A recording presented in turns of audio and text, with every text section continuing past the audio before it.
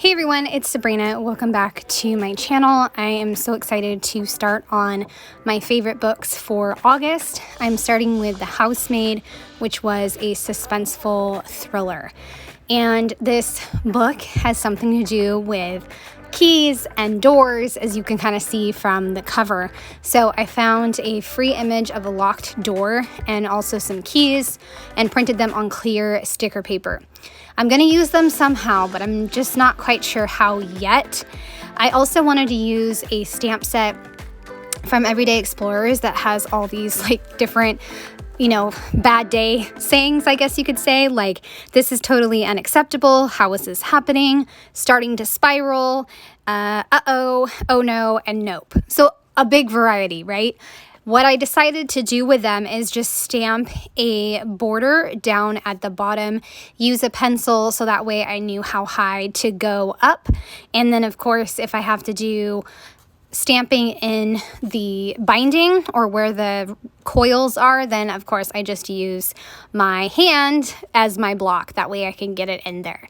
From there, I wasn't sure where I was going to take my design, but I'm going to figure it out and have fun playing. Sometimes when I make these reading journal spreads, I have an idea in my head of where I want this to go, like where I want the project to go and how I want it to look overall. But for this one, I really wasn't sure. I wasn't so sure. I knew which stamps I wanted to use. I knew which images I wanted to use, but I wasn't sure how I was going to place everything. So I have the stamped border all done and I erased the pencil line, and now I have my stamped border, but I wasn't sure, should I put the keys on top? That way they could rest on, on top and give a good clear foundation of the border and where the border starts. And so I was like, well, they're on clear sticker paper, so I'm not sure if I should do that, and maybe I should just sprinkle them. So then I was placing them in different spots, because the other thing is I did not want them to get too overwhelming. It's basically keys threw up everywhere. So in the end, I decided, I'm just going to grab some blue washi tape and just put that across both pages and sparingly add some keys. That way I can still focus mainly on, the words and not overwhelm the design with too many keys. So I am going to put a key kind of down below the book cover, another one by the door, and also a few smaller ones up in the corner. I also have an X stamp that I want to use. I just felt like that went with the whole theme of the book in general. So I'm just going to go with that. Also did two keys facing each other up at the top, which I really love how that looks. It looks very cool. So essentially the way that I placed all of these keys not only made it so it was sparingly, but also that it created that really awesome visual triangle. I checked to make sure the shade of gray that I have is one that I like and want to use, and it is. So I just went ahead and started stamping the X's all over the place, which turned out awesome because those also help your eye travel around to the different spots on my page. And once I have those all done, I can start working on my synopsis and talk about this book. Right now, though, I am reading another thriller called They Never Learn. And on audio, I am listening to a nonfiction book called Grandma Gatewood's Walk. It's about her walk on the Appalachian Trail, and it's pretty amazing because it also gives the background history of what's going on during that time. So it is really interesting. But I'd love to know what you guys are reading if you want to leave that in the comment section, because I love when you guys share what you're reading. So thank you for sharing.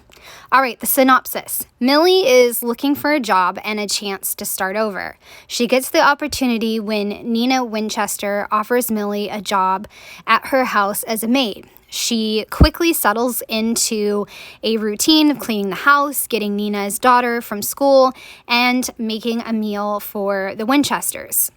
Yet the Winchesters aren't what they appear and seem to have many secrets. Why does Nina make huge messes on purpose? Why does Nina tell strange lies about her daughter? And why does the husband, Andrew, seem sad? There's all these questions and Millie doesn't know why. And Millie starts thinking about what it would be like to have Nina's life, because to her, Nina's life seems perfect, and she doesn't quite understand why Nina is acting the way that she's acting. And with her meager possessions in the attic, she dares to step into Nina's shoes, and there will be a punishment waiting for her. And it kind of goes from there. I felt like I shouldn't have ended my synopsis there, but I never want to give anything away in my synopsis, and I'm not going to give it away on the video. So you'll just have to read it, and trust me, I was hooked from like the first chapter. I loved it.